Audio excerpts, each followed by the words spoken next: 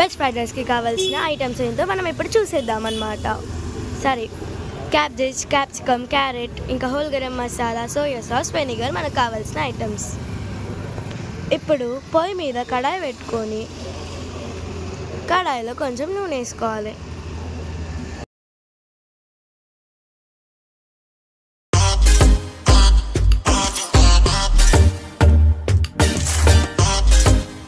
నూనె కొంచెం వేడైనాక మనం కట్ చేసుకున్న వెజీస్ అన్నీ దాంట్లో వేసేసేయాలన్నమాట.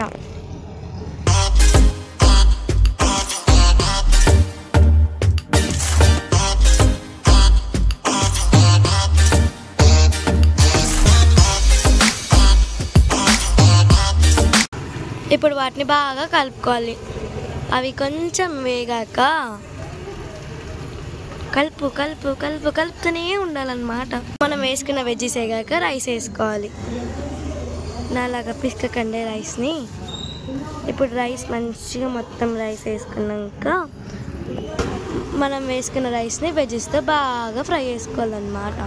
ఫ్రై అంటే ఆయిల్లో కాదండి, జస్ట్ నార్మల్ ఫ్రై చేసుకొని బాగా మిక్స్ చేసుకోవాలి వెజ్జీస్తో పాటు. అప్పుడు మనకి మంచి టేస్ట్ వస్తుంది అన్నమాట.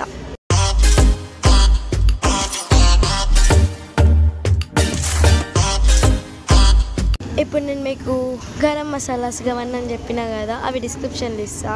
అవన్నీ వేసుకొని బాగా మిక్స్ చేయాలన్నమాట.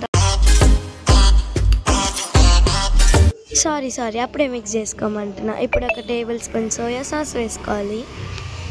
సోయా సాస్ ఎక్కువ వేస్తే టేస్ట్ రాదు, మళ్ళీ సోయా సాస్ అవుతుంది. అందుకే 1 టేబుల్ స్పూన్ సోయా సాస్, ఇంకా 1 టేబుల్ స్పూన్ వెనిగర్ వేసుకోవాలన్నమాట. అవన్నీ వేసుకున్నాక కొంచెం అప్పుడు కింద ఫ్రై అవుతుంది కాబట్టి మనం ఇప్పుడు కలుపుకోవచ్చు. దాన్ని కలుపుకున్నాక చూసారా కలర్ ఎలా మారుతుందో, ఎంత మంచిగా వస్తుంది. చూస్తుంటే నోరు ఊడుతుంది కలర్కి. చాలా బాగా వచ్చింది కలర్ అయితే.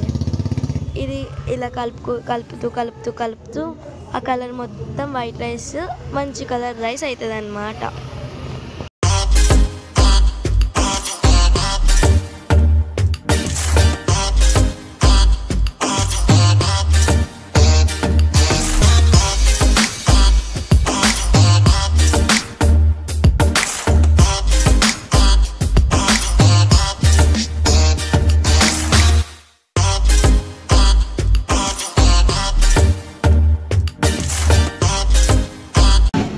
ఇప్పుడు ఆ రైస్ని కలుపుకున్నాక అవుట్పుట్ చూసాను ఎంత మంచిగా వచ్చిందో.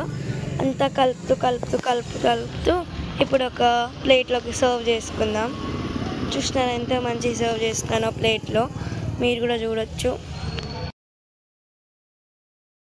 ఇప్పుడైతే ఆ వేడి రైస్లో 2 ఉల్లిగడ్డలు పెట్టుకొని దాన్ని కొంచెం గార్నిష్ చేసిన, ఒక స్పూన్తో కూడా గార్నిష్ చేసిన అనమాట. తర్వాత మీరే చూసుకోరు అవుట్పుట్ ఎట్లుందో, ఎంత బాగుందో కదా.